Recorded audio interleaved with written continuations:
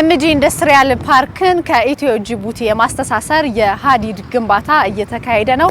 ይህ የሀዲድ ግንባታው ከ3 ወር በፊት ነው ወደ ስራ የተገባው። በዋነኝነት ይሄ ፕሮጀክት የተጀመረው የኤምጂ ኢንዱስትሪያል ፓርክን ከእንዶዴ ፍራይት ያርድ ጋር በባቡር መስመር ለማገናኘት ነው።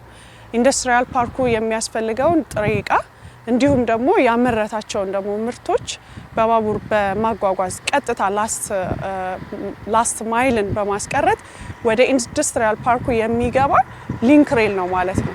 በ3 ወር ሙሉ በሙሉ ኤርዝ ወርክ የሚያስፈልጉ ስትራክቸሮችን እንደዚሁ የሚያስፈልጉ ዲቾችን እንደሚታዩት ሙሉ በሙሉ ጨርሰን ወደ ሀዲድ ማዘርጋት ነው እየገባን ያለው።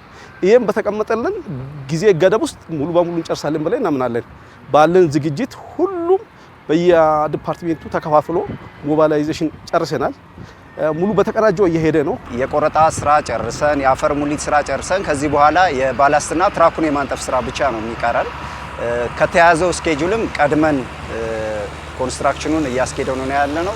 ይሄን ስናደርግ ያው የሚያስፈልገውን ኳሊቲ ጠብቀን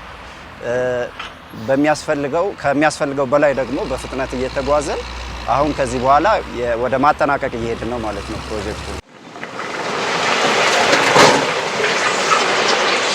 ሙሉ ለሙሉ በኢትዮጵያውያን የሚገነባ ነው። ዘመኑን የዋጀ ቴክኖሎጂዎችን የያዘና ከዛም ባለፈ ደግሞ የቻይናን የልምድ በመቀመር በኢትዮጵያውያን እየተገነባ ያለ ፕሮጀክት ነው። ራሳችንን በደንብ አደራጅተን ካሁን በኋላ ለምን በሀገር በቀል ድርጅቶች ለምንድን ነው የማይሰራው? ከዚህ በፊት የሚሰራው በማን ነው? በውጪ ድርጅቶች ነው። በእኛ መስራት እንዲቻል ሀ ብለን ይህንን ፕሮጀክት እንደ ፓይለት አድርገን እየሰራን ነው ያለ ነው ማለት ነው። ስለዚህ ካሁን በኋላ ለታቀዱ የባቡር መስመር ፕሮጀክቶች በራስ አቅም በሀገር ልጆች ዲዛይን መደረግ ይችላል፣ መገንባት ይችላል የሚለውን እያሳየን ነው ማለት ነው ያለ ነው። ዲዛይን የተደረገው በእኛው ነን።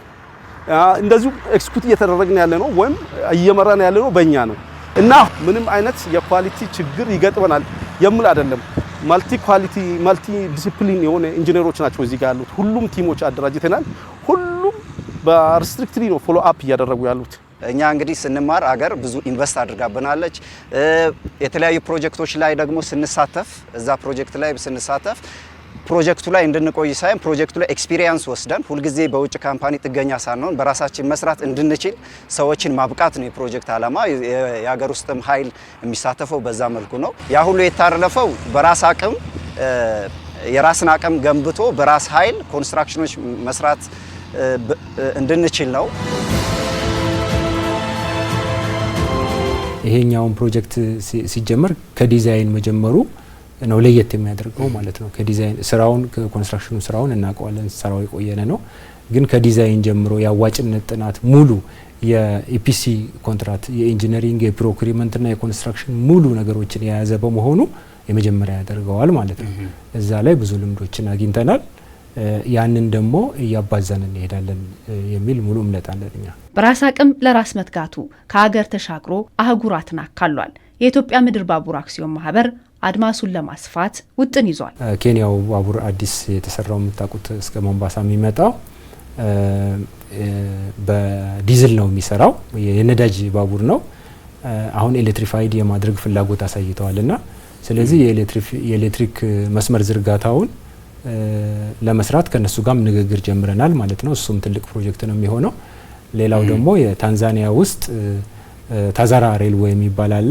እሱ በውጪ ድርጅት ነው ኦልሬዲ የኮንሴሽን አግሪመንት የተወሰደው። እነሱ ሰብ ኮንትራት ለኛ ለመስጠት ፍላጎት አሳይተዋል። ከነሱም ጋር እንደዚሁ ድርድር ጀምረናል ማለት ነው። ስለዚህ በእርግጠኝነት እየሰፋን መሄዳችን የማይቀር ነው። ምንም 1 አመት 2 አመት ውስጥ የምናየው ነገር ነው።